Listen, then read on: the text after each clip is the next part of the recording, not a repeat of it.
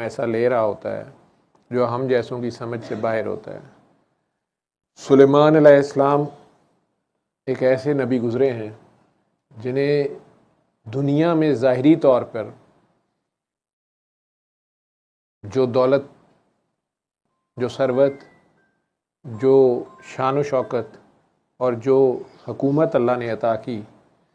وہ کسی دنیاوی بادشاہ کے حصے میں نہیں آئی۔ وہ انسانوں کے علاوہ دوسری مخلوقات پر بھی حاکم تھے۔ اپنے دربار میں بیٹھے کہہ رہے ہیں، ہے کوئی جو ملکہ سبا کا تخت یہاں لے آئے؟ اور ایک بہت طاقتور مخلوق جس کے لیے عفریت کا لفظ یوز ہوتا ہے، یا دیو ہے یا جن ہے، وہ کہتا ہے جی میں دربار کے برخاست ہونے سے پہلے تک میں لے آؤں گا، لیکن اس سے پہلے ایک اللہ کا بندہ، اللہ کا بندہ، اس نے کہا یہ لے، لیکن ہے وہ درباری اس نبی کا۔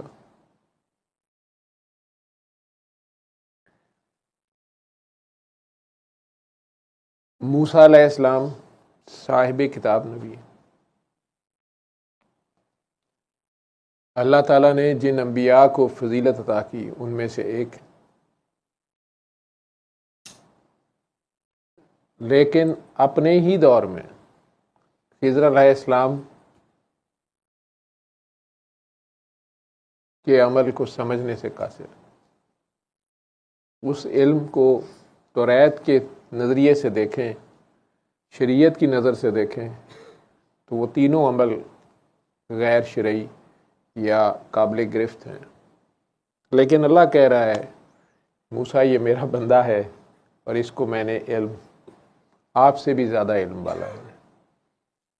اور یہ میرا بندہ ہے، یہ میرے حکم کے سوا کچھ نہیں کر رہا۔ اب اللہ کی گواہی کی موجودگی میں خضر علیہ السلام کے وہ تینوں عمل سمجھ سے باہر ہیں، مان تو رہے ہیں لیکن جو ان کی طبیعت ہے، جو ان کا علم ہے، اس کے مطابق میں سمجھ نہیں آ رہی۔ سورہ کہف میں اس کا ذکر ہے، آپ نے پڑھا ہوگا۔ اس طرح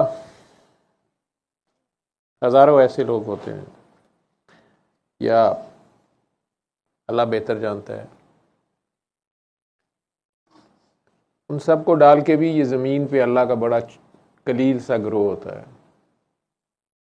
اللہ کا گروہ جو ہوتا ہے یہ ہمیشہ قلیل ہوتا ہے، جنہیں آپ لوگ ولی اللہ یا اللہ کے دوست یا اللہ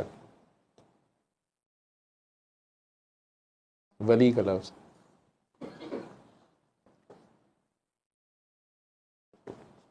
حالانکہ ہم سب کے لیے وہ سب کا ولی ہے، وہ خود ولی ہے، سب کا ولی ہے، اس کا نام ولی ہے، لیکن کچھ اس کے بھی ولی ہوتے ہیں جو اس کی منشا، اس کی مرضی کے خلاف